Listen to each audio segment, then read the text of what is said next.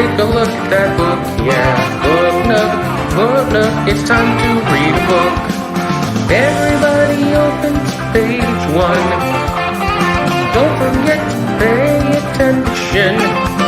It's a book nook, yeah, oh yeah.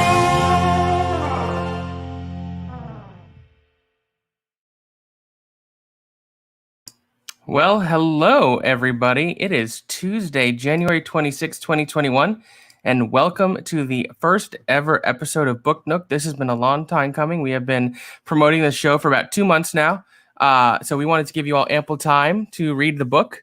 I'm Maxwell Haddad, and with me is my glorious co-host, Dwain Burke. How are you tonight, Dwain? Are you excited for it finally to be Book Nook time? I am very excited for it finally to be Book Nook time and to talk about this book in particular. Yeah, no need to be coy about it. You selected our first book. So you were familiar with it. You've explored all that this series and spin-offs and sequels has to offer. This is my first introduction to it. And our guest, it was his first introduction as well. So it's nice to get differing perspectives and viewpoints. And, you know, you have knowledge that we won't have. So I would caution you not to spoil too much of what goes forward. But certainly if you have insights that you can lend based on your knowledge of what's to come, that would be appreciated. Before we get into it, we have the show divided into 7 chapters.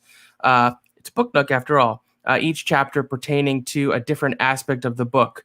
But before we get there, I'm just going to take a couple minutes and talk about all the other exciting stuff we have coming up on the PJ Campbell Network in the next couple days. Tomorrow night, Chris Clark hosts Suddenly Soundtracks, as he does almost every Wednesday.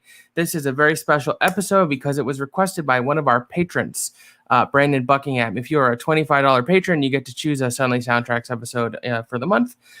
This is going to be a great panel featuring Chris Clark, Elizabeth Haddad, my wife, Preston Max Allen, and Robert Adams from the Cinefanatics. They're going to go through Rent and break it down song by song and give it a score on 1 to 6, 6 being hard rockin', 1 being skip it. I don't expect many of those in Rent, so that's going to be a lot of fun. Then Thursday night, I'm back with another episode of Front Center Mez. We are joined by our special guest, Lance Rubin. And what's really cool about this is, yeah, Lance does have a background in theater. He's an actor. He's a playwright. He does a lot of voiceover work, but he's also a very accomplished young adult novelist. So we'll be taking a little bit of a different perspective in the second half of our interview as we talk to him about his books. He wrote the Denton Little's Death Date series. He also wrote Crying Laughing. So it'll be like the perfect marriage of Front Center Mez and Book Nook on Thursday. Then Friday night, we have another watch-along. We are doing the first in Richard Linklater's Before series, Before Sunrise. This was a pick by our great executive producer, Ricardo Franco. If you are an executive producer patron, you get to pick a watch-along for us to do every month. Saturday, of course, we are back with the Water Cooler Chat WandaVision. Well, we didn't do an episode last week due to scheduling and whatnot, but we will be back Saturday at 12 Pacific, 3 Eastern to talk about both episodes 3 and 4. And I believe my co-host Dwain will be joining us for that. As far as I know, I will be there. Excellent. And then, of course, Saturday night over on the PJCN Twitch, Pokemon Randomized Adventures is back. With just a huge array of talent. Myself and Elizabeth, Kristen, PJ, Brian Avocado, Jill, Chris Clark, and that's it. I'm definitely not missing anybody. Yep, that's everybody. So be sure to check us out. That'll be, I'm not sure what time, I think later in the evening at 9:30 Pacific, I want to say. I'm not 100% sure. Chris Clark will confirm that. And finally, we have a Patreon, as you've probably gathered. Check it out. See if there's a tier that's right for you. Our huge thanks to all of our patrons from $2 and up. We could not do any of the content we do on this network without you. Without further ado, let's bring in our guest for the month. You know him. You know his beard. You've probably watched him paint little figures on Twitch. He's a Schmodown competitor. He is a book enthusiast. It is Sean Sullivan. How are you tonight, Hello. Sean? I'm doing well. I don't know what's going on with my mic. The volume keeps adjusting itself. Turn on the gain lock. This is why I brought it up, because I knew Dwain would have a solution. Wave gain lock. Ooh, yeah. Ooh. And I just like to say, I appreciate that in your first appearance on Book Nook, you are in professor mode with your glasses. No, I am in I can read books mode. I actually can't. I'm nearsighted, so the glasses don't help. It's the thought that counts. It's the look that counts. The glasses don't help me read at all. No, They do the well, opposite. that's okay. They help you look more intelligent than you normally do. I know, right? Because I don't put myself off as a well-read or intelligent or literate or any of that. I put myself off as a hobo in a hoodie most of the time. I agree with half of that. Which half? That's for you to decide. I don't know. But all right, let's get going here. As I said, we have broken this down into 7 chapters. Let's start with chapter 1. Ooh, overall thoughts. So this will be a relatively spoiler-free discussion just of our overall thoughts of the book. Did you like it? Did you not? Why not? Etc. And let's start with our special guest, Sean. What are your overall thoughts on The Ranger's Apprentice, The Ruins of Gorlan? So this was a rough start for me. Not in a bad way, but like starting this book, I definitely felt the sort of like this is a young reader book. And it took me quite a few chapters to get into it before I started going, okay, now I care. My biggest complaint and compliment about the book was there is a definite shift in prose, which I don't know is there a better chapter to discuss that? No, this is the perfect time. Okay, so I talked about this to Max yesterday. The prose in the prose in the stone flutes section of the book, beautiful, absolutely brilliant. Some of the best prose I've read in a fantasy novel. They say the words tall knight, big knight, strong warrior, tall warrior, big warrior, interchangeably over a dozen times in this book. And look, I get it. Sir Rodney is a big, strong, strapping knight. But like it really stuck in my brain. Like every time I read that, I'm like, what come on, Joe. But overall, like the story's great. I really liked Joe Flanagan. John Flanagan. Joe Flanagan is an actor. Yes, he's in Stargate Atlantis. There we go. Off to a good start here on Book Nook. Yeah, remember the part about me being well read? That was just my big takeaway. Aside from getting into story spoilers, overall, I liked the concept. I liked a lot of the world building is pretty good. There's some interesting choices for world building, which is always nice. Yeah, that's my thoughts. I enjoyed it a lot. Awesome. And what about you, Dwayne? Obviously, you picked the book. You've read the whole series, so I'm assuming you like it. But I love this series. It's a series that I think I read the entire thing at least once a year. And it's in contention for like my favorite series of all time. It's kind of hard to compete with Percy Jackson in the world there. But it's in contention there, and then also with the inheritance cycle with Aragon, like those three kind of, I guess depending on my mood, I'm gonna pick one of these three as my favorite. And this one I think has some of the most interesting characters and the growth in the characters, especially in each book. Mm-hmm. Like Sean was talking about, and it's done in more than just the experiences of the characters, the way the book is written as they grows. And I think there's one of the discussion questions that we'll get to later is there's something that I want to touch on specifically about that and what you brought up, Sean. But I think that's enough for overall thoughts because I did pick this book, so I think Sure. you know that I love it. Yeah. So, look, I fell in love with this book. I've already bought the next 3 and plan to read the whole series and the spin-offs and whatnot. I love fantasy novels. I have read thousands of books, but I would say if I had to pick any genre wherein I've read the most, it's probably young adult. For whatever reason, I've always been super taken with young adult novels. I think the world building and the characters always speak to me. That's not to say I can't get down on some Gabriel Garcia Marquez or these classic authors, but there's just something about young adult novels that I've always appreciated. Like from second or third chapter, I was immediately swept away into this fantasy world, the kingdom of Ereluin that John Flanagan has built here. I think certainly this first entry deals in a lot of the tropes that we've seen in young adult fantasy over the last 20 years. You have everything from sorting into a group or a house, which we see time and time again. You have an orphan as your main character, which is very common. But I think it deals with them in a really clean and clever and smart way.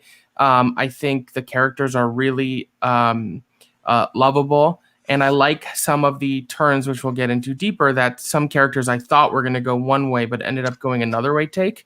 And I don't want to hark too much on other series, but one relationship in particular evolves in a way I wish a particular relationship had in another very popular or famous young adult fantasy series of our time. But yeah, I love this book, and I'm super excited to keep reading them and see how it evolves. And to your point, Sean, I don't inherently disagree that some of the prose is on the simpler side, but I think partly because I've read so much young adult novels, and also because you have to remember this is the age group that it's geared towards. Right. You have to keep it at a reading level that suits them. And when we were talking about it last night, I even speculated that I think as the books go on and the characters get older, that it's likely that will grow with the characters, which I think Dwain confirmed in his overall thoughts. I would assume that it does. I just, like Dwain, one of my favorite YA fantasies is Aragon. And like that does quite the opposite. Like Aragon starts out with some heavy, heavy prose.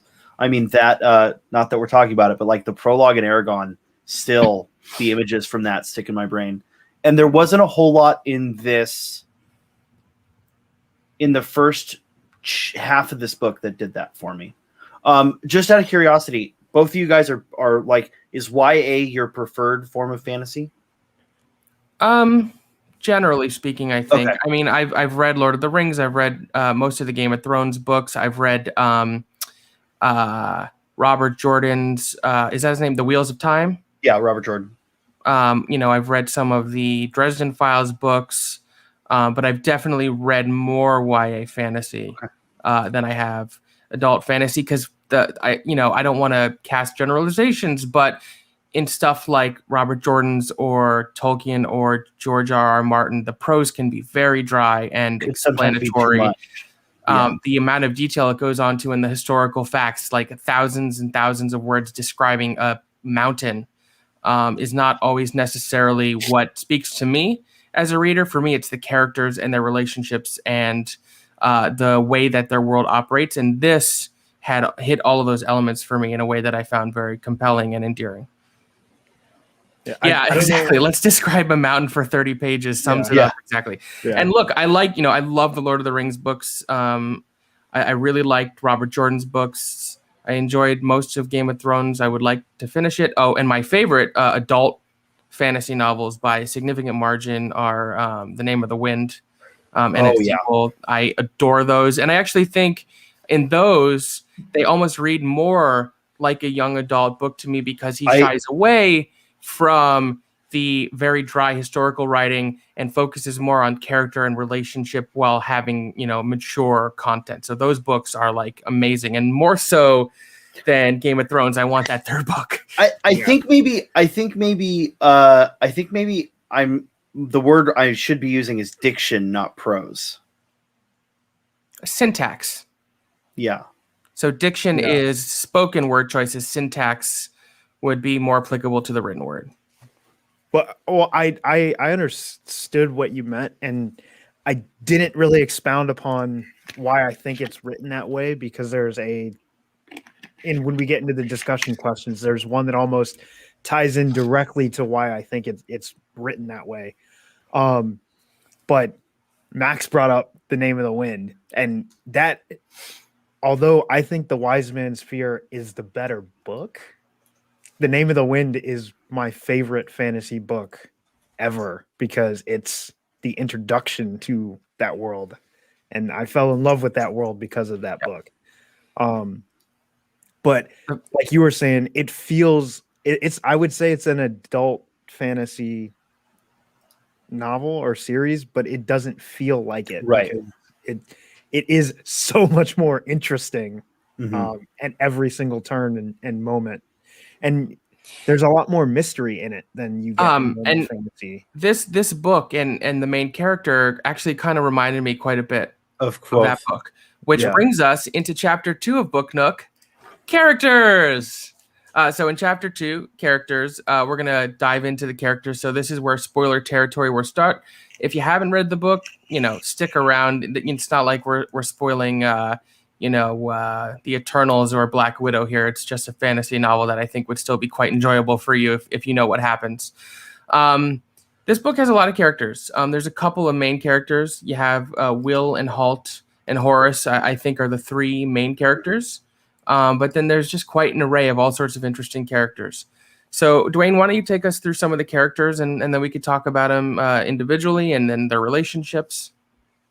Yeah, so I'll go through kind of from start to finish ish. And I'll start with the wards because I think that they group together quite nicely. You've got Will, who is our main character, Horace, who is his antagonist, Foil. somewhat foil. His foil, foil. I think is a better word. And then they're friends together in the ward. Jenny, who is this bubbly, everyone loves her bright personality. You've got George, who's kind of the monk, the scholar-ish of the group. I would say the traditional like monk-ish character that's in fantasy series, and you've got Alice, who is the. Oh, are you pronouncing it like the traditional Alice? Is that how it goes? I think so. That's how it is in the audiobook. Yeah, Okay. That's how I've always heard it Fair. pronounced. I mean, it makes sense. If you sound it out, it says Alice. For some reason, my mind was saying Alice, but Alice. Yeah, I mean, it's fantasy. You never know. Yeah, right? you never know, right? Never know. And then you've got Alice, who is the traditional. I don't even know what like the strong, like female character that like kind of is your polar. You're the 2 poles for your male lead when you have that male lead in a fantasy series, and they all grow up together in Redmond Castle. Actually, oh my God, That's pretty funny. They all grow up in Redmont and in the ward of the Baron, who has taken it upon himself to make sure that any of his subjects who died in a previous war and the following years, if they leave their children behind, he takes care of them and then provides them a means to improve their station in life. And that is through allowing them to apprentice with his what are they called? Trade masters? Craft masters, I think, is what Craft masters. Their official titles. And of those craft masters, you've got Lady Pauline, who becomes Alice's mentor in the diplomat service. You've got Master Chubb or Chef Chubb, who becomes Jenny's.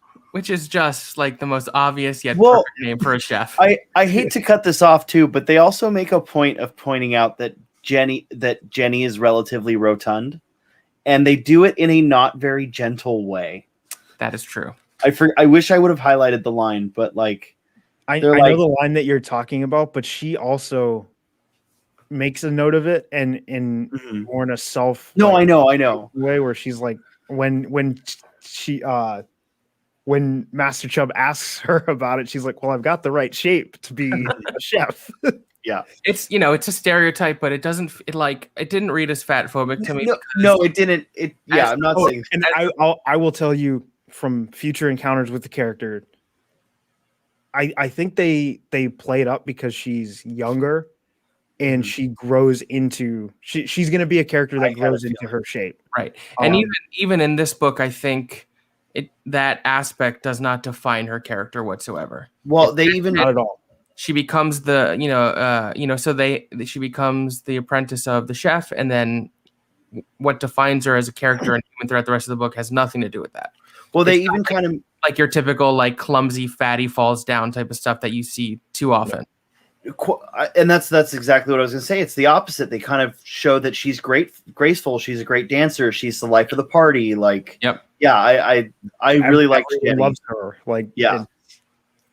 I cannot remember the name of George's I don't. mentor. He's the scribe. I cannot remember his name because he only shows up a couple times. Yeah. And he only shows up a couple times in the entire series, and he only shows up that once in this book. Yeah.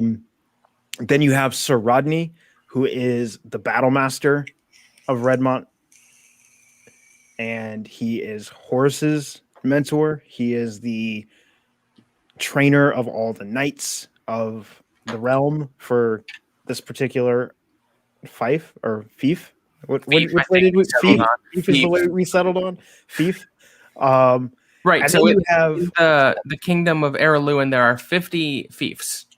Yes. And so it's a lot of fiefs. It's like 50 states.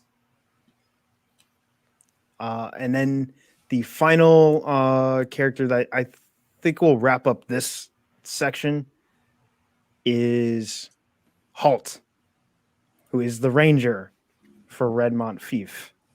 And right there in the title. Right there in the title. And not quite a craft master for the Baron, as we expound upon what exactly a ranger is and talk about that.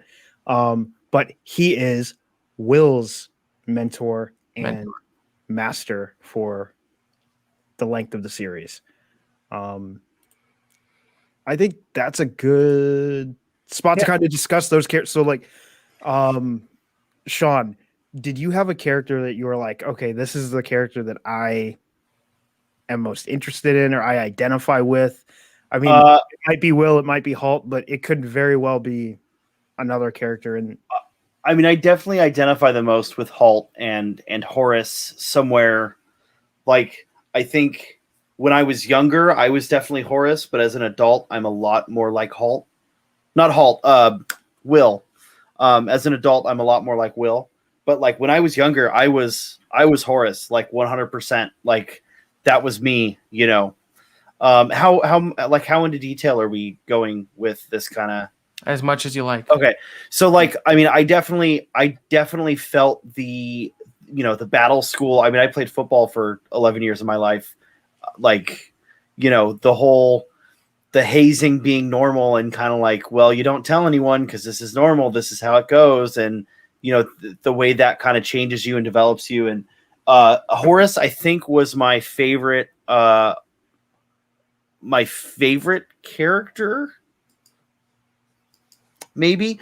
But like I also am very drawn to like swordsman type characters, and you can see the arc of him becoming a sword master. You know, they kind of tease that, the foreshadowing for, I'm sure the next two books will be him in sword master training. So, I've definitely liked Horace a lot, but I like even Will, once Will was a little more developed, as an apprentice, I don't mean like developed as a character. I mean, once he developed into more of a ranger, I liked him a lot more.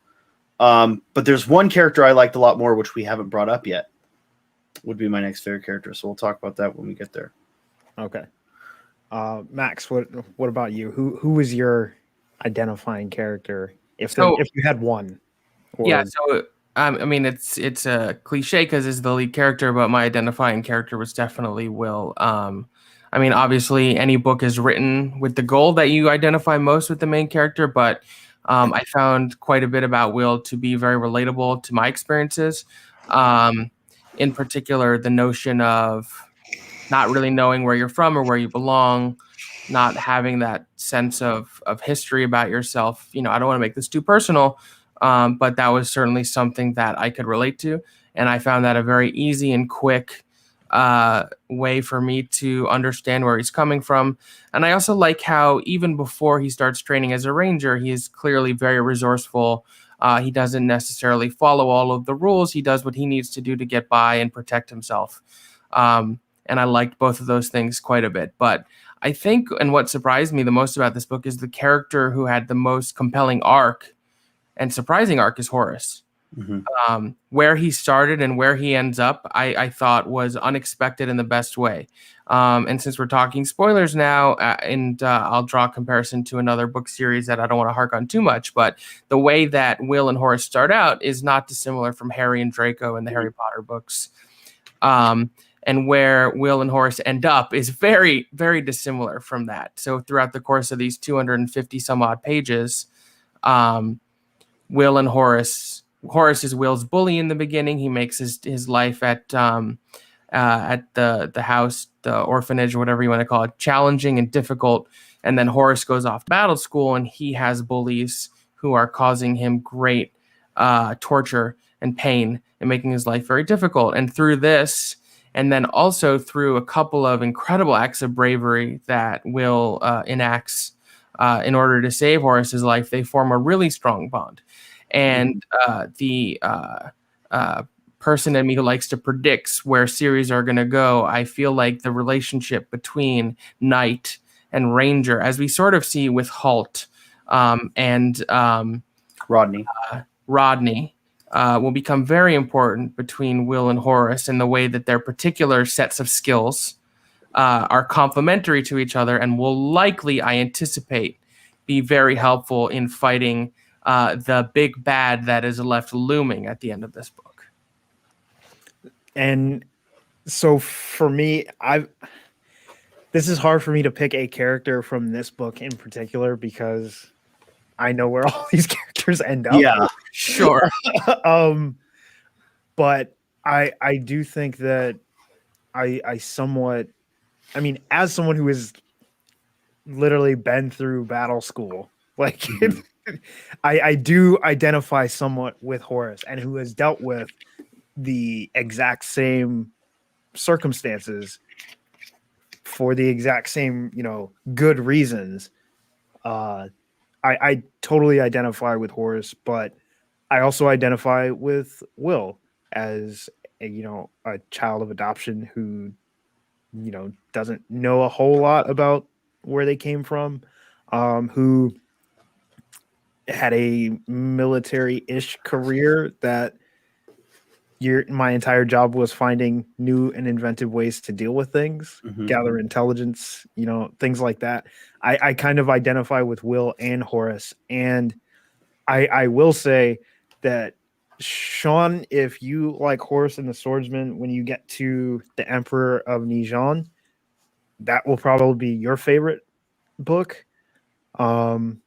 And Max, their relationship will end up in more similar to the way Halt's relationship is with another character that we have not been introduced to yet. Okay.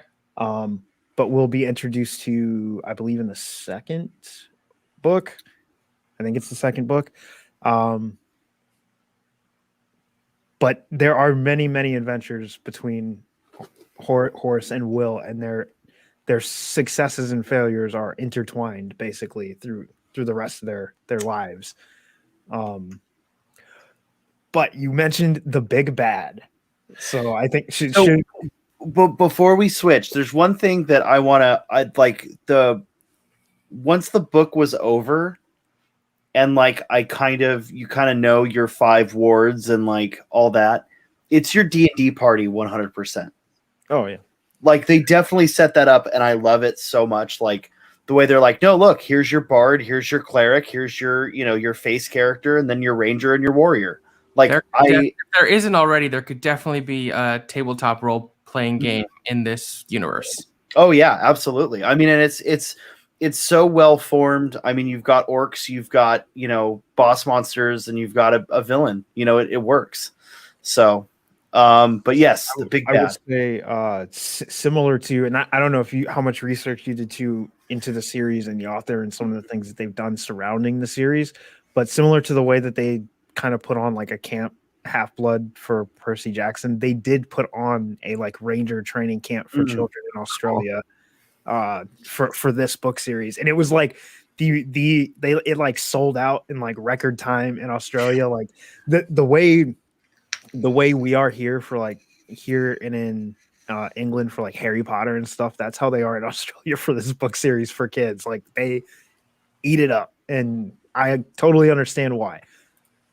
But the big bads, or do we want to talk about some of the more miscellaneous characters? Well, let's talk about the villains. Okay, so the book opens, right? Yeah, the book opens in the mountains of I couldn't remember if it's a chapter or two in or right. Yeah, so right from the start, the book opens in the mountains of Rain and Night, which is a name that I love. I think that is one of the coolest names for like a mountain range in fantasy. With the villain Morgorath overlooking his new fief, I suppose, as a former baron of Gorlan fief, he is now the lord of the mountains of Rain and Night. As he watches his army that he found, the primordial creatures, I guess, the wargles or wargles, orcs basically, and Urgles, yeah, or urgles, or and insert fantasy, monster army here. Morgorath is this super imposing figure. He's tall, he's menacing. He is a knight. He is well trained. He is the enemy of the kingdom and went to war and tried to take over the kingdom some 16 years ago. Yep, 16 years ago ish, I think. And was beaten and driven back into the mountains. And now he's making his move. And that move consists of releasing the Calcara. Yeah, it's a weird. Calcara. Yeah, Calcara is how they pronounce it in the audio. So the Calcara, who are another group of primordial beasts. I'm trying to remember the characters in Aragon, the flying ones that have the Razak. No, the ones that they're the mothers of the Razak. Oh, fewer of them than the Razak, but they're essentially something like that. Yeah. There's only 3 of them. One of whom has been killed previously in another off screen somewhere. And there are now 2, and they are causing all sorts of havoc in Arluin, and that's where we kind of move forward. We don't see a whole lot of Morgorath in the book post this. Max, how did you?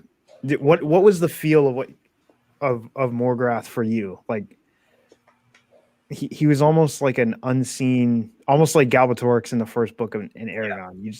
You always hear about him, never see him. When in our overall thoughts, I mentioned that this book trades in a lot of tropes of fantasy storytelling.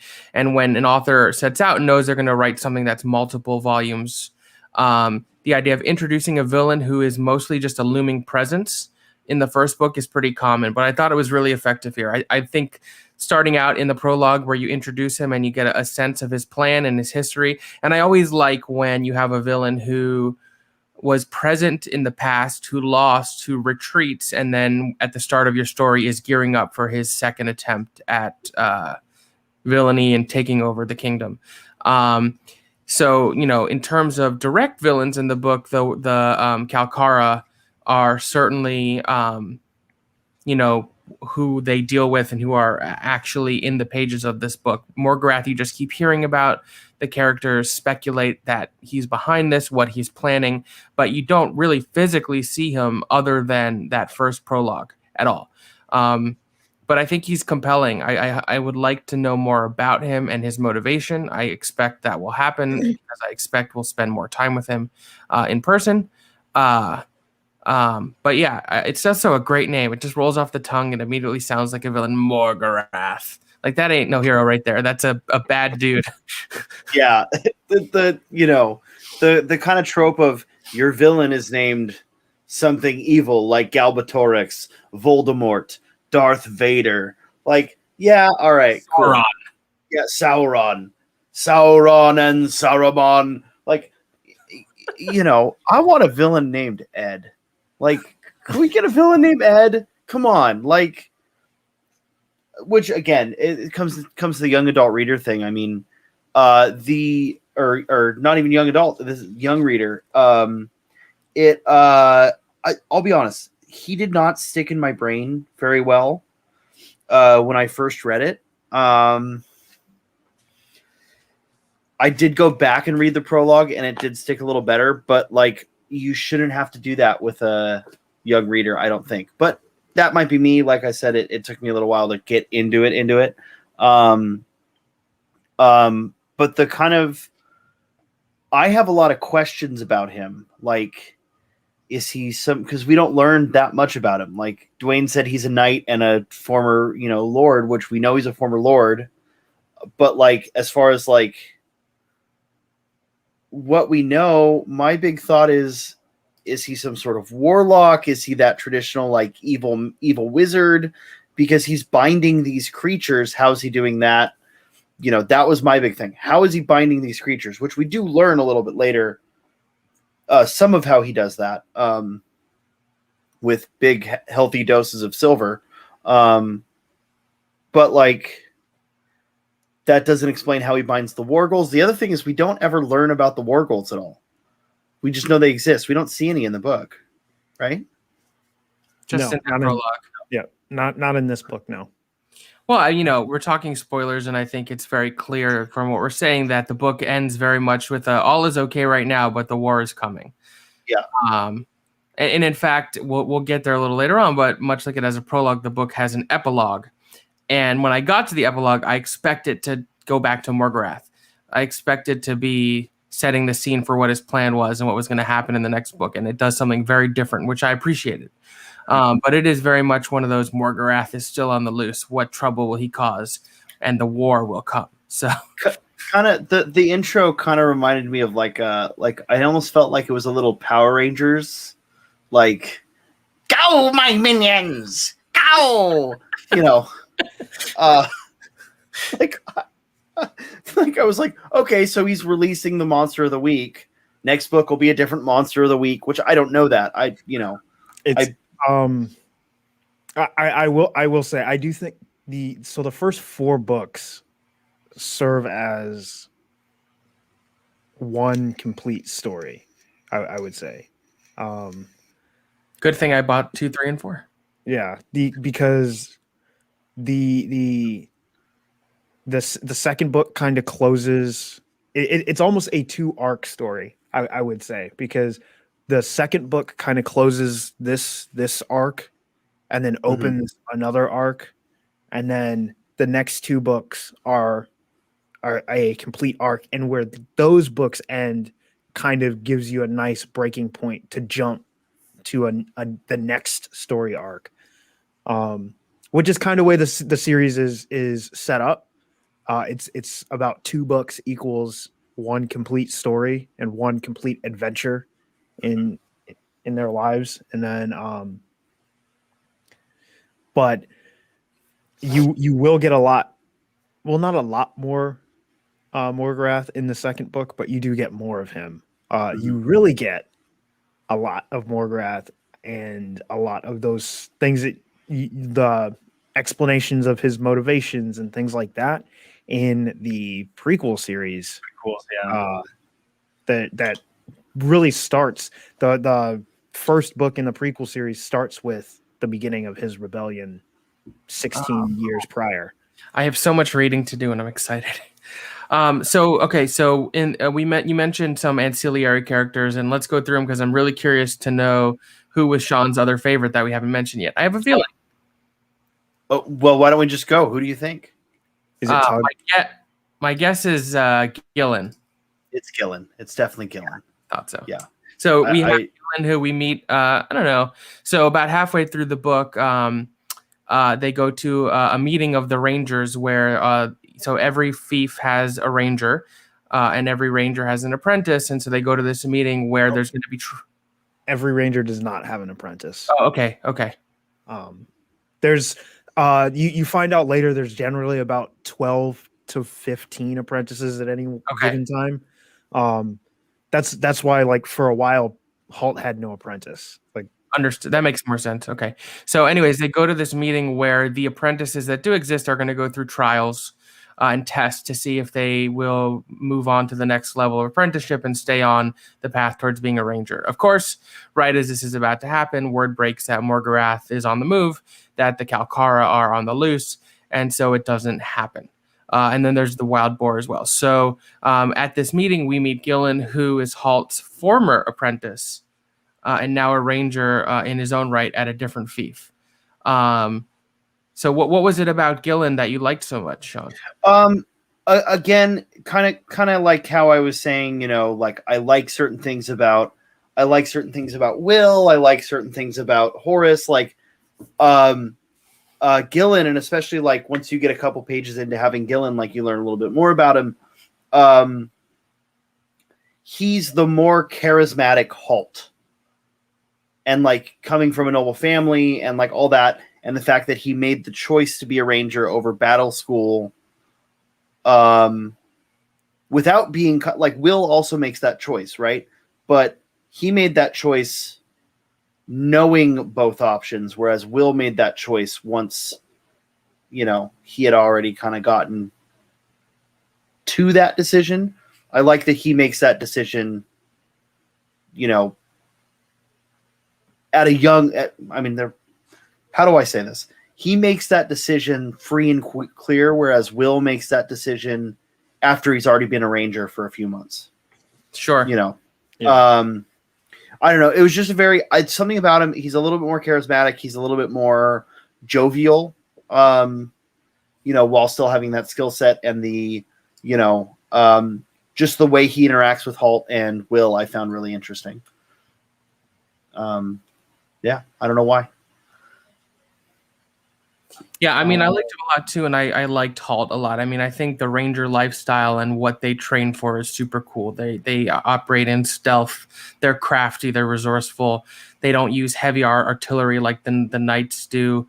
Some of them have a knife, but they mostly use their bow and arrow and their wits, and I find that very compelling. And Halt, he's very much in the archetype of the stoic master who his protege apprentice is always yearning for his admiration and respect, but he doesn't give it. Like Halt doesn't even smile until the end. He smiles at the end, and that was such a delightful moment for me. That was like so earned too, because you figure, okay, there's going to have to be a breaking point where Halt finally breaks his steely exterior. And I bring this up because of what you said, where towards the end of the book, after Will is instrumental in defeating the Kalkara through his bravery and his craftiness, he dips the arrow in fire and shoots it at the Kalkara, which is so badass. He returns back. There's a big ceremony, not dissimilar from Han and Luke getting their medals, but he's offered the chance to switch to battle school if he so desires. Because we didn't mention this, but at the beginning on choosing day, where the craft masters meet with the children, they determine who is going to go and train under what master. And one element they take into consideration is where the child wants to go. And Will wants to be partly because he is under the impression that his late father, was a knight, because the story is that his father died in war and was very brave and valiant. So upon getting the opportunity to become a knight later, he decides to stay and be a ranger, partly because I think he's really taken to the ranger lifestyle. He likes it. He wants to keep training, but he's also excellent at it. Yeah. I think he's much more suited to be a ranger than he is a knight. He just has that extra dose of bravery that's really compelling. If you like Gillen, Sean, he shows up quite a bit more. I had a feeling throughout the series, and eventually takes a he where we're at currently in the series. Gillen is a very important character. I'm also going to take this opportunity to introduce Chapter 3 because we've already sort of organically dove into that. And Chapter 3 is narrative/plot. And we've sort of already been talking about that. It's, a little difficult to talk about character without talking about how the narrative goes. We've set up Morgorath. We've set up the choosing day. So Horus goes off to train in battle school. Will goes off to train with Halt. And at first basically just becomes his maid and cleans his house and his chores and stuff, which kind of reminded me of the Mr. Miyagi method. Karate Kid, yeah. You don't realize the seemingly mundane task you're doing have actually been training you for other things until it comes time to reveal that. But there are two moments where Will in particular is faced with great peril, where other characters who are older, have more experience, are more battle-worn, don't have the opportunity to save the day, and Will gets to save the day and really show his bravery. The first is when they're on the wild boar hunt. So they come across a character named Saltpeter, which is such a funny name for a character. And I was mentioning to Dwain and Sean before we went live that my first thought of Saltpeter was that he was up to no good. I didn't trust him. I didn't trust him at all. That either he was Morgorath in disguise or doing Morgorath's bidding and was making them aware of the wild boars to send them to their certain demise. So they go and get an army hunting party together. Horus gets to go.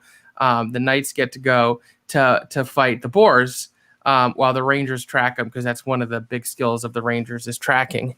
And one thing leads to another. There turns out to be two boars, and Horus is going to get killed by the second boar. And Will basically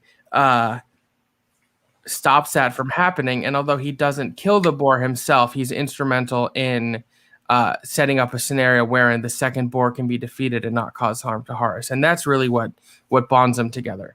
Because there was a scene earlier in the book where there's a harvest festival, which is one day where all of the apprentices get the day off. It's sort of like a celebration in the center of the fiefdom, where there's games and toys and food and all this good stuff.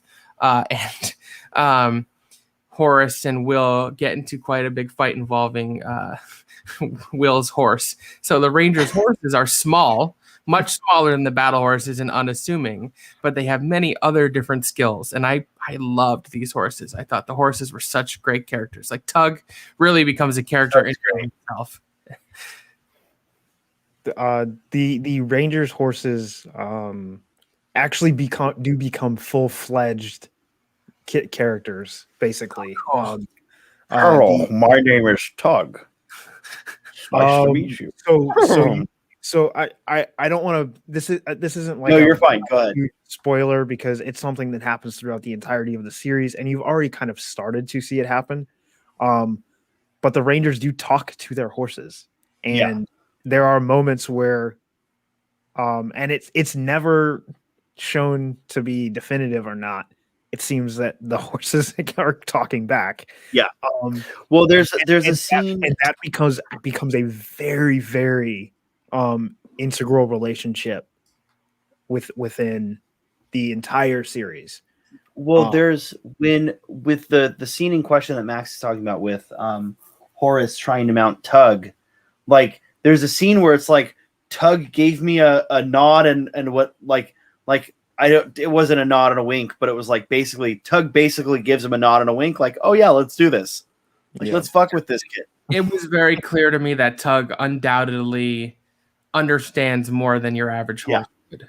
And I also think, the ranger and the horse form a very special bond. It's sort of like a safe word that you have to say before you mount one of these horses. But as the book goes on, sort of the final act of the book is Gillen and Will and Halt go to track the Kalkara. And they have to, I'm going to pull up a little map here of Araluen. So we have the castle where they are, and then you have Castle Gorlan and the Solitary Plains. So they have to travel through the Solitary Plains, and they come across the stone flutes, which Sean alluded to earlier, and they correctly assume that Morgorath is going to stage this battle that the climax is leading to at Castle Gorlan, where he was the Baron before. And I thought the Solitary Plains and the stone flutes were so fascinating. Like, the first thing that came into my mind was Stonehenge. Mm-hmm. And then when they got there, he was surprised that they were so small, but they make this like eerie, nonstop whistling noise that just hearing it described sort of gave me chills and very uncomfortable. Both Assassin's Creed and Breath of the Wild have like stone monolithic structures like that like they're a puzzle. So my first thought was like, okay, what's the puzzle here? Like, what pattern do you have to get the wind to blow to open up the dungeon? You know, maybe that would come into play. There are like 15 other books in this series.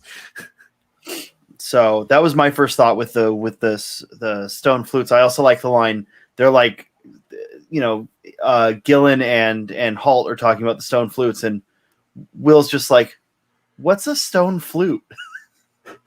Like, yeah, that's one of the prevailing things that happens throughout the book is Will very understandably is incredibly inquisitive. He always has questions. He always wants to know more. And Halt is just like rolling his eyes and annoyed at all these questions. It's like, shut up and learn. Are there other? Go ahead. I was gonna say it is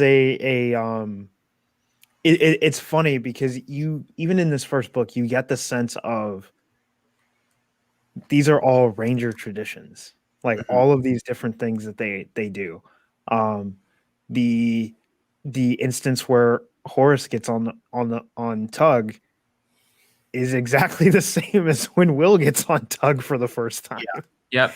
And when you're going through that, you can, as the reader, we know Halt and Old Bob have both seen this happen before and both know what is about to happen, but don't stop Will. And very much so, Ranger training is, we're going to let you do it and fuck it up so that you learn to never fuck it up again. And it's similar with like, you see the interplay with Gillen and Halt is now Gillen sees exactly how Halt saw him when he was an apprentice. Yep. He sees himself in Will, but doesn't see it as himself. Yeah, it's interesting. So the last thing I want to talk about the narrative, as it were, because I think it leads perfectly into our next chapter of discussion, is the epilogue. So, like I said earlier, Will is instrumental and kills the final Kalkara. He goes back, he gets celebrated, he gets to choose. He gets a Ranger's necklace, which, yes, I found on Etsy and may get one for myself. And so the epilogue is really just a quiet moment between Halt and Will back at Halt's home. And it is revealed that Halt knew Will's father for a very brief amount of time. So when Morgorath was initially trying to take over the kingdom, and Halt was fighting and there were soldiers there, Will's father sort of became an unlikely hero in a battle and was saving people and fighting to the end. He wasn't a soldier. He wasn't a ranger. He was really just an average guy who, through his sheer force of will and determination, sort of became a hero of that battle. And in fact, he pretty much gives his life for Halt because he knows that Halt has the skills necessary to help take down Morgorath, which is what happens. I mean, one of the mysteries, it's not really a big mystery because you can elude it, is that Halt was instrumental in defeating Morgorath the first time. And so upon discovering this, Will ultimately ends up being even more proud of his father than he was when this whole time he thought he was a knight. And this brings me into the next chapter of our show, which is chapter 4, themes and messages. So to me, like, the big message or theme of this book is coming to terms with what you don't know about yourself and how that relates to who you're going to choose to be. Sense of identity. Really, the journey for Will in this book is, who am I? What am I meant to do? And he thinks he's meant to be a knight, and he decides by the end of the book that he's meant to be a ranger. And if I'm not mistaken, upon hearing this story finally at the end in the epilogue about his father, he reasserts to himself that he made the right choice to stick with the path of ranger. Yes. What do you guys feel about this? And do you have any thoughts on what this book's overall theme or messaging was? I'll start because I don't really, when I read, I don't think theme and messaging. I actually have, I just don't. I'm there for the story, and my brain doesn't think that deep. Ironic for someone who used to be a English composition major, I know. There's a reason I didn't finish college, boys and girls. So there's thanks for being a guest. Dwain and I are going to take it from here. No, I'm kidding. unrelated to what you're pointing out, there was a line that really stuck with me. And this happens at the right before the Harvest Festival and then during the Harvest Festival. Holt says, names don't matter, because they're talking about which ranger was instrumental in defeating Morgorath the first time. And Will's asking, who was it? Who was it? Like, was it you? It was you, wasn't it? And then Holt basically says, names don't matter. It doesn't matter who it was, right? I'm Holt the ranger. Whichever ranger did it, it doesn't matter. They were doing their job, basically. And then he goes and talks to Baron Errold, and the Baron says, oh, yes, it was Holt, but don't tell him I told you. I don't want to talk, he doesn't like to talk about it.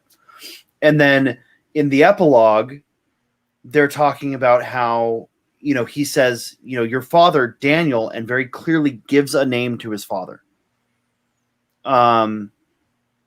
Your father, Daniel, and tells this story. And Will basically asks, like, well, he was protecting his friend. And Holt says, no, not friends. He didn't know this man, and I didn't know him. And that's exactly how he says it. He didn't know this man, and I didn't know him, which is how he reveals, hey, it was me that saved. Holt very much like, I don't know, there was something very interesting with Holt, the way he, perception is reality is kind of like, no, that's not, I don't. No, that actually describes Holt perfectly. Like, yeah, so how people see Holt throughout the entire series. They think he's the 7 foot tall, gigantic human being, and he makes this point that, like, I decided to take care of you and bring you to the Baron, but I didn't want you to know this because I didn't want your perception, people's perceptions of you, to be changed by the fact that I'm a ranger. And then that's juxtaposed by the fact that now Will has this, like, Will's getting celebrated for being a ranger. When everything else we know about the Rangers aren't celebrated. They're almost feared. Like, find a theme in that. I don't know how to say it. So that was my big, like, messaging takeaway from the book. Well, it's so there's a couple things that I want to kind of touch on and clarify. At the point that Daniel, Will's father, saves Holt, this is actually after the battle at which Morgorath had been defeated. This was during the retreat. Okay. And it's actually at another battle that was considered like the last battle of the war, which that entire sequence is actually in great detail in the Ranger's Apprentice, the early years, the Battle of Hackham Heath. So it's the second book in the prequel series, actually, but it didn't come out until like, I don't know, a year or 2 years ago, something like that. So for the longest time, all we had about that battle and that particular moment was Halt's recollection of it. And then just recently we got an actual like expounding upon events. But there's more to Halt's names don't matter. And there's something that you will notice that is only done amongst the Rangers. They are never referred to by their last name. You do not know the last name of any Ranger except for 3. There are 3 Rangers that you know the last name of. Gillen, because you know who his father is. Will, because it's a very important plot point that comes up at the end of the 4th book. Right. Which right now he doesn't have a last name. Which as of right now, he does not have a last name. And then Halt, you eventually learn what his last name is. And it adds a very interesting color to Halt's character because you actually get Halt's backstory. Because he's Morgareth's brother. No, that's actually not it. But you actually get Halt's origin or a little bit of Halt's origin prior to receiving kind of his full origin in the first of the prequel novels. But that line actually plays throughout the entirety of the series. So I found it. And the importance of identity and identity within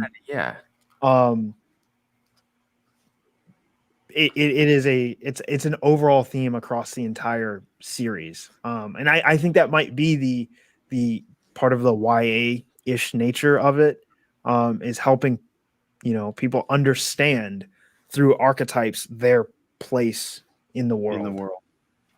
I mean, I'm 33 and I'm still trying to figure that out. But when I was 15 and 16, I was so lost. Well, when I was is a lot of why young adult books tend to deal in one way or another with who am I and what am I doing here? Where do I fit in?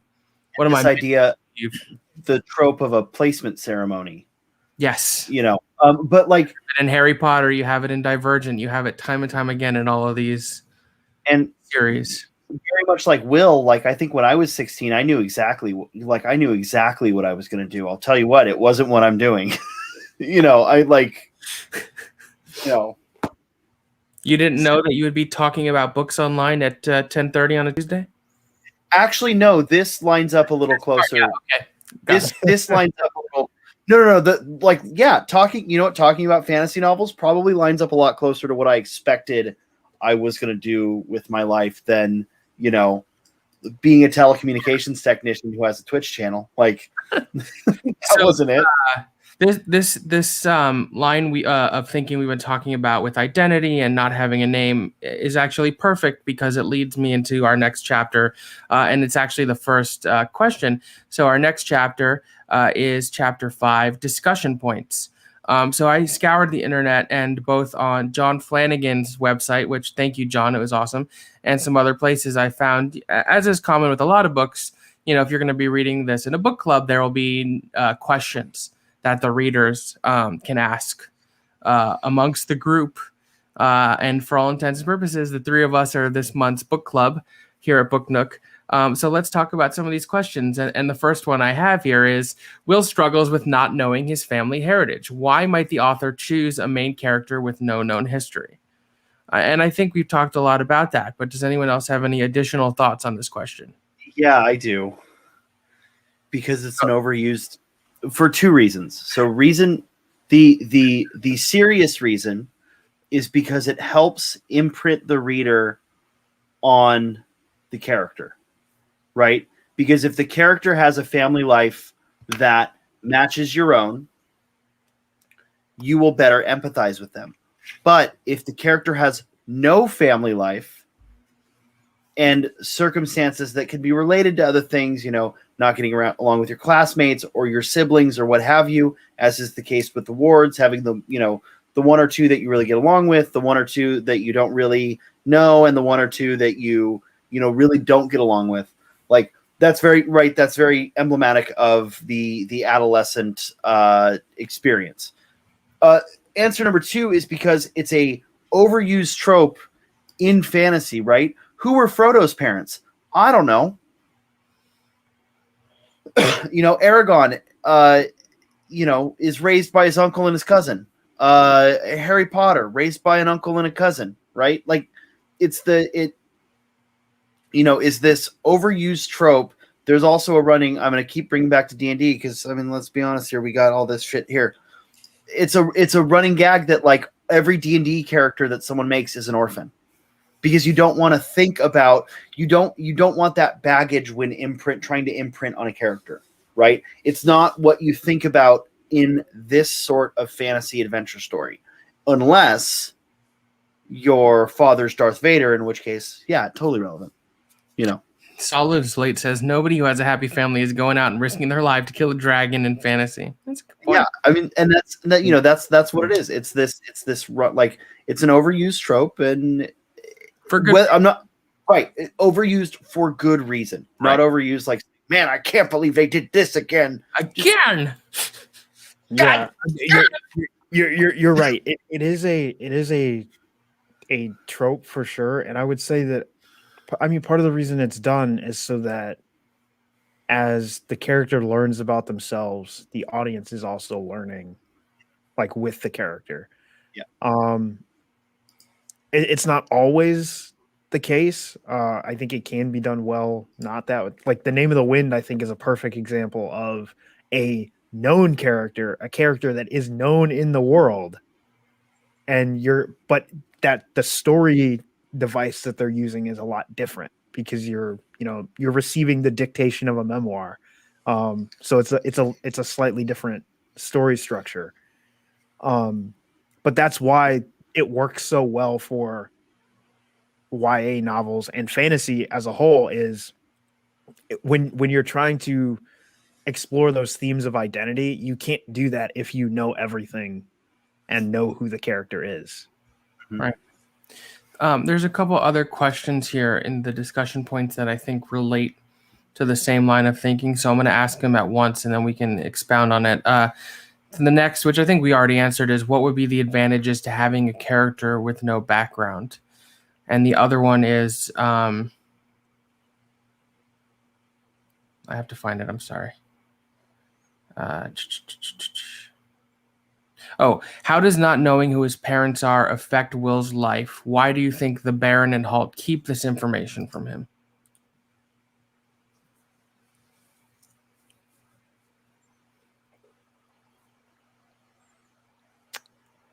I'm going to let you two answer this one. I would.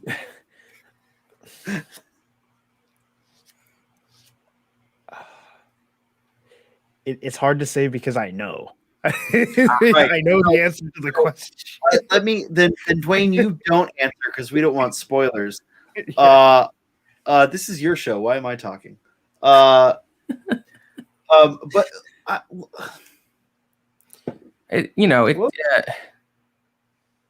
it's tough. So go ahead. The answer to the question is there's a relevance to it that we don't know yet as readers, right? Like, that's why it's the reason that they don't tell him is because we as readers are not supposed to know. Sure, but let's understand and just take it in the context of this book. Right. So you and I have not read the other books. Let's pretend they don't exist for now. Let's say we read this when it first came out. There was no guarantee there was going to be additional stories, even though there's like 16 books altogether when you count the other series. And then there's the Brotherhood, which adds even more. I think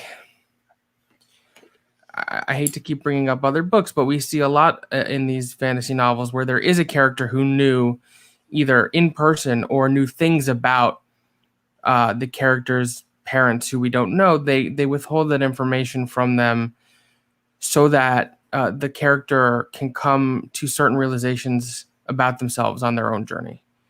And I think we see with Will, especially early on, he is in his quest for identity. He is holding on to the very little information he has about his father and using that as a way to guide his decisions.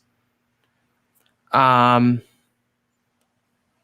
not knowing and not being told by Halt and the Baron about his father until after he's come to these realizations by himself, it makes his journey more powerful and independent. It's after he is asserted, I want to be a ranger. This is the life I have chosen, that Halt feels comfortable telling him, because he's not going to use that information to dictate his choices anymore. Well, but to counterpoint that, he already kind of did make those. Like, I think that the issue that we see here is that he was making life decisions based on the assumptions he had about his father, that his father had to have been a knight. And when he finds out his father was a sergeant, he's like, sergeant? He wasn't a knight, he wasn't this decorated knight captain that, like, right. So, I have a real hard time looking past, like, in this specific question, I have a hard time going, well, what were the character's motivations for not telling him when, truth be told, it's the author's decision not to tell him, because let's link it to, we keep linking it back to Aragon. I hope some of our viewers have seen read Aragon, right? And I could be getting some of these details wrong, but Brom knows that Aragon is Galbatorix's son. You're off. I'm off. Brom's son. Aragon is Brom's son. Right. Wait, really? Yes. All right, I'll see you later.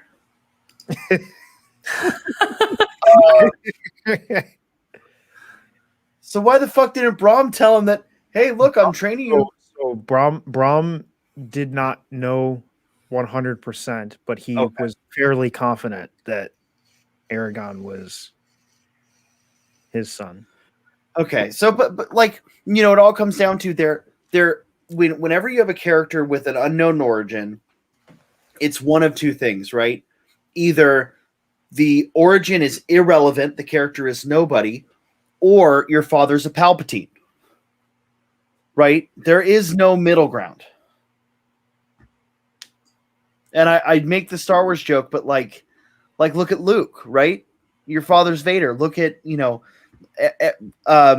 look at Harry. Like, Harry didn't know his parents were anything, and then you find out, oh, no, your parents are these members of the, this freedom, the Order of the Phoenix. I know, but what would you call them? Fighter. Like freedom fighters, I guess. Rebellion. Yeah, like it's every time that information is withheld, there's a reason. And I feel like it's disingenuous for me to answer that question without analyzing the writer's purpose for it. Fair enough. If that makes sense. Dwayne, you mentioned earlier that there was one of the discussion questions that you wanted to talk about. Which one is that? It is the... where is it? Because some of these are questions are. Go ahead. It's the one about Horace being bullied. So okay, great. Horace is repeatedly bullied by 3 older boys. He feels like this is just part of joining the battle school. All first-year boys must go through it. Is it acceptable to haze younger boys in this way? When does this behavior cross the line into bullying? Do you think Horace should tell, and why or why not? And then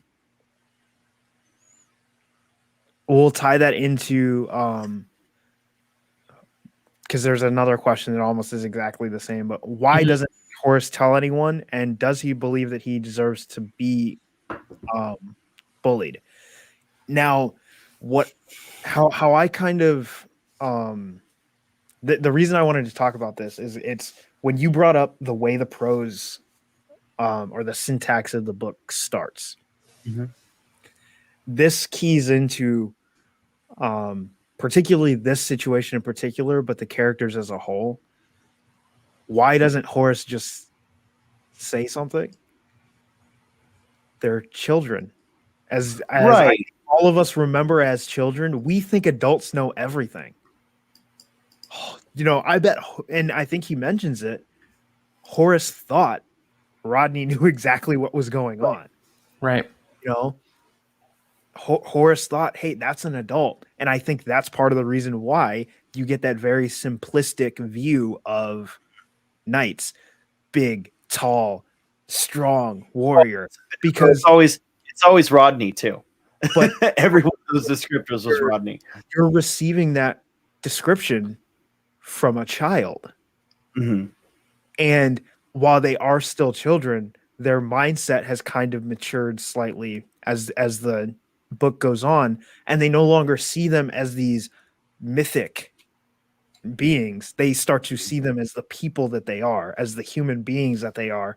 And as they do that, their language that they use to describe them changes slightly and becomes more detailed and less, I don't want to use the word now, but like it becomes less childlike and more, more vibrant. I think, one of the interesting things is that, like you said, Halt and Rodney were seen as sort of mythological figures around the fief. And as Horace and Will and the other characters get to know them more, they still are revered, but they become more human and complex than just these tall, large fighters or these, the skulking ranger who's sneaking around. You learn they move from like aspirative like figures and examples of what you can be into being trusted mentors to a certain extent. I'm not going to lie to you. I was very shocked at how Rodney was portrayed. It kind of goes against a lot of how those type of characters are portrayed. The, sort of drill sergeant idea. Rodney is very, I really liked Rodney. I liked a lot of these characters. Rodney is portrayed I know this goes completely off of what we're talking about, but Rodney is portrayed in this really caring, thinking manner.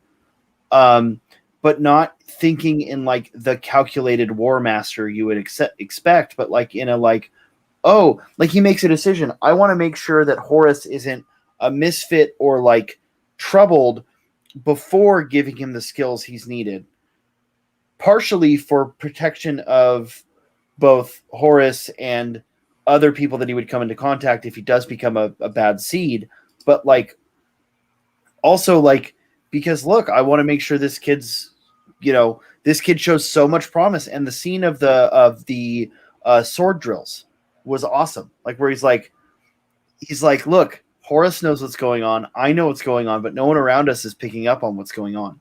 And you actually just answered pretty much the next discussion question I was going to bring up, which is, why does Sir Rodney not tell Horace that he has exceptional skill? Right. And let him go on thinking that he is useless. What lesson does this teach Horace? Well, that actually, it's funny for this particular question. We've talked so much about how different Halt and Rodney are, but in that aspect, they're exactly the same. Mm-hmm. Neither one of them tells their apprentice how good they really are. Right. Because I think they know. When you pump an ego too much too soon, it will ultimately lead to their downfall. If Horace thinks that he's a better swordsman than he really is, he's going to go into an altercation overconfident, and it will be his downfall. Mm-hmm. Same with Will, not necessarily a sword fight, but a battle that he's required to help with the strategic planning, whatever. If he's too confident, then he's going to reach for too much too fast. Yeah. It's protection as much as it is teaching. Yeah. I'm going to be honest with you. I don't think there's an element to that question that, again, I don't really agree with. I don't know that Horace really learns a lesson from not being told, because I don't think Horace has come to a realization that Rodney feels that way about him yet. You know what I mean? Like, am I wrong there? I mean, I think he learns a lesson that's just not necessarily a lesson he's aware he's learned yet, and that's keep grounded. Yeah. Don't overassert yourself or dive headfirst into something that you're not ready for yet. And if you overinflate someone's ego, you could find them in that situation. Because I feel like he learns that more through his interactions with Halt and Will when confronting the bullies than. I think that's part of it too, but I think this is setting him on that course to that lesson. He'll, I will tell you this: he'll learn the second part of that lesson in the Right. second book, And that's what I'm saying is like that's something we haven't seen yet. yeah. When he joins someone that is a master swordsman that he does not realize is a master swordsman and gets taught real quick that he's not as good as he thinks he is. There's one final discussion question I want to bring up that I think is interesting, and it's about Halt. Why does Halt not want anyone to know that he was the one who helped save the kingdom from the attack of Morgorath? Does he just see it as his job?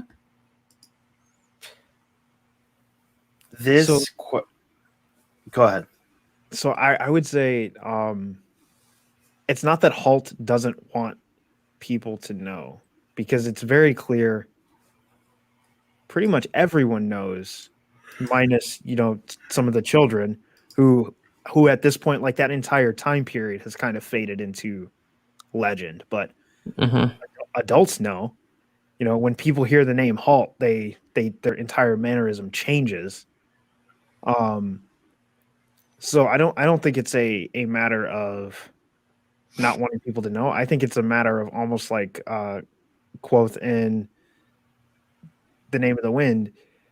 You kind of let the legend build and control the legend if you can, and then you can use that to your advantage in the future. And I think Halt absolutely does that. Is he uses the legend to his advantage. Even when people meet him, know the legend, and are surprised by his relatively small stature and whatnot. Yeah. There's perception versus reality again. You were saying something, Sean? I mean, this was the question that kind of once this revelation came, like this was the question that I wrestled with a lot, because I don't have a good answer for this yet. And maybe upon reading, The Burning Bridge, I will come up with an answer, but like I don't know, because I understand why he wouldn't want Will to know that, right? Like he doesn't want Will to deify him as this heroic figure, because he doesn't see the job of being a ranger as a heroic position. And he doesn't want to give Will, like he doesn't really want to give Will this idea. And especially like, again, going back to the epilogue, right? Like in the epilogue, he reveals, no, like at a certain point, like, again, maybe there's more context through the prologues, but at a certain point, like he's not necessarily a coward, but he's cowering from enemies while someone else has to come in and protect him, because he is not a hero. When Will is facing down the boar and Will has a knife in his hand, once Holt kills the boar, Will grabs the knife and says, "What were you going to do with this?" Because it's this idea, you're a ranger, you're not a hero. You are you have a job to do that job. And I feel like as soon as he gives Will this idea that like, yeah, no, I am a hero. I've been a hero. But in order to become a hero, you must first know how to do X, Y, and Z. So I understand why he wouldn't want Will to know that. As to why he wouldn't want that to be a legacy of his, I'm not sure. I don't know. I think Brandy makes a good point. That he also I also don't think doesn't want Will to know, so that Will doesn't do it for the fame or glory. Just put your head down and do your job. Which I think is partly to what Rodney does with his students. Yeah, it's not about the accolades. There is something that I want to, and this is not a huge spoiler. No, go for it. You're fine. Or actually, I don't even think it's a spoiler for the series, to be completely honest. So up to this point, Rangers are not given awards. Rangers do not have a ceremonial dress uniform, like how knights have their shiny armor and their ceremonial armor. Rangers don't have any of that. If Rangers are at a ceremony, they wear a Ranger's cloak and like functional attire. with their arrows or their arrows in their quiver, their bow on their back, knives on their hip. Like that's what Rangers wear. And also, as you encounter the series more and more, Rangers are not comfortable in the spotlight because that's exactly where they're not supposed to be. They're not supposed to be seen. They're like the hybrid, to put it in real world terms, they're the hybrid like CIA / Green Beret, right? Like if you're plastering the picture of a Green Beret or a CIA agent on CNN while someone gives them the Congressional Medal of Honor, guess what? They're no longer effective at their job. Yeah. Which is why most other at least in modern times, once someone has been awarded the Medal of Honor, they basically have to retire from active service. They're not allowed to serve anymore because the legend is just too great. There have been a few. Still gets to act at the rebellion after he gets the medal at the end of A New Hope. What a mess. Well, no, actually, Max, you bring up a good point because then you become a target, right? Yeah, no, Luke is the hero, and Vader devotes, regardless, without knowing that Luke is his son, Vader devotes this, so much of his time and resources to stopping Luke. Right. Yeah, like when they go to the Hoth, yes, part of it is to root out the Rebel Alliance, but he's looking for Luke. He's looking for the hero of the rebellion. Yeah, you're right. Well, this brings us to our last chapter here. We've been going for almost 90 minutes, which is about where we wanted to leave this, and that's final thoughts. So if any of you gentlemen have anything final you want to say about the book, or if anyone in the chat has any thoughts or questions they'd like us to answer before we wrap this up, now's the time. Well, it's your show, so I'll start. You guys probably have much more profound things to say. The Ranger's Apprentice was a very fun read. I'm very intrigued to read at least the next book, if not more. What I will say is, on a slightly unrelated note, I read that I do most of my reading via Audible because of the nature of my day job. I chose to do this one through WhisperSync, which means that I bought I know I own a hard copy. I did not read this, but I bought the Kindle version and the Audible version, and was able to switch seamlessly between the two. I will say that for anyone who is like me and likes to read text, but also finds the audio enjoyable, it's a great way to switch between the two. This show's brought to you by Audible. Use code PJCN for nothing. Get jack shit. Nothing. But this book, ultimately, this book rocks. That's my rating. All of a sudden, we're doing book. We have ratings. Is it between like Kindling and a good book or what? No ratings. No, and also no burning books. No. Yeah, yeah, you're done, Sean. Look, here's what, like I said the whole time, I really enjoyed this book. And I think, not to get too serious, but particularly during this continually ongoing pandemic when we're all stuck at home for the most part, where people are struggling, escaping into a fantasy world is really especially powerful. If a book or a story has a well-built world and characters that you can relate to, it allows you to truly escape. And that's what I felt with this book. And that's why I think I enjoyed it so much. I escaped from reality into the kingdom of Arulan. And I got to spend these 250 pages with Will and Horace on their adventures. And I can't wait to read more and find out what happens next. That's why fantasy is so powerful. And I think that's why this was the perfect first book for this show and for this moment where, frankly, we're all, going through some of the hardest times that we've ever and hopefully will ever experience at large. Obviously, everyone has their own individual struggles, but it's rare to all be in the same shit like we have been since last March. And we'll get to it after Dwain talks, but our next book is also fantasy for a similar reason. I would say for anyone who hasn't read the book or has only read the first one and wants to know if you should continue, or does it get more adult? Does it always stay kind of YA-ish? I will tell you that upcoming things that are dealt with in some of the other books, you've got slavery, addiction, kind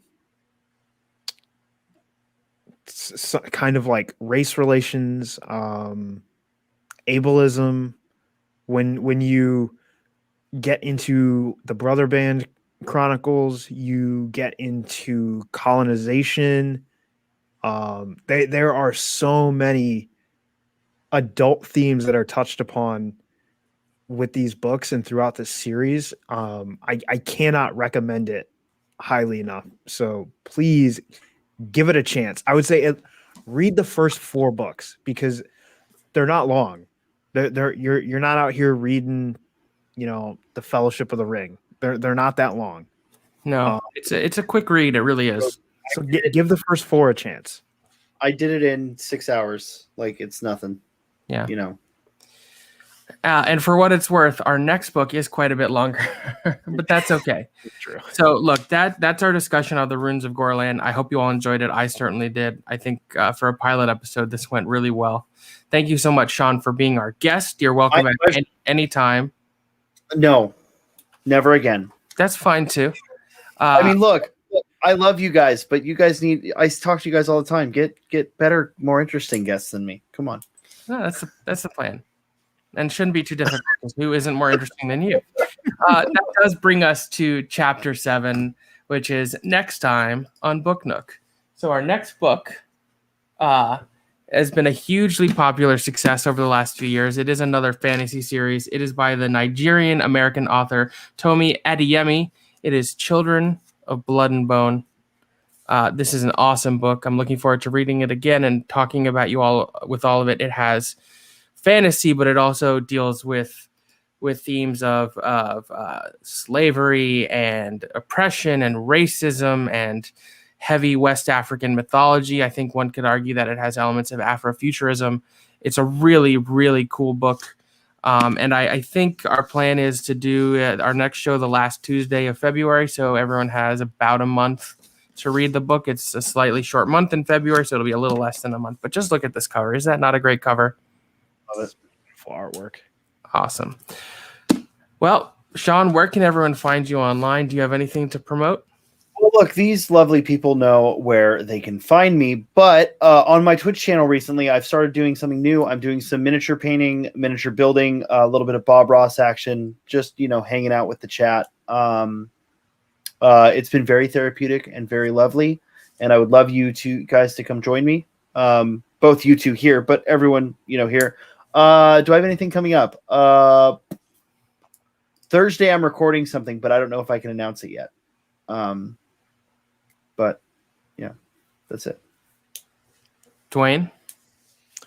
You can find me anywhere and everywhere at Burkemade, twitch.tv/Burkemade every Monday, possibly Tuesday, but maybe not today. Saturday, Burkemade on YouTube every Wednesday, 4 p.m. Pacific time for technical difficulties, every Friday at 11 a.m. Pacific time for Dessert Men Live, and not every Saturday yet, but soon in the future, every Saturday at a to be determined time for Saturdays are 4. This week, there is no Saturdays are 4. Last week's Saturdays are 4 was for anime, and we talked all about the first season of Darker Than Black, which is my favorite single season of anime of all time. You can find me on the Pajukin, which is this channel that you're watching currently, on Saturdays for the PJCN water cooler talk, and the last Tuesday of every month for Book Nook ? Yeah, we'll go with that for now. It's funny, Sean, that you said you found your painting to be therapeutic, because I actually found this show to be very therapeutic for me. I love reading. I've been a voracious reader from as young as I was able to read, and I was an early reader. And you know, what I like about the Pajukin is how we've been given a platform not just to be talking about movies, but talking about theater and books and TV. So it's really nice to have a home to talk about these books. It's been great. You can find me on Twitter and Letterboxd. It's Cinemaxwell. Instagram is Cinemaxwell Inc. And later tonight at 9:15 Pacific, 12:15 Eastern, I will be on Rachel Silvestrini's channel for our weekly Zoe's Extraordinary Playlist after show. I missed last week, but I'm happy to be back in the fold for tonight. It was a solid episode. On behalf of our special guest, Sean, although he's not that special, just our guest, Sean, and Dwayne and myself, your stalwart Book Nook co-hosts, thank you so much. Keep reading, and we'll see you next month for Children of Blood and Bone.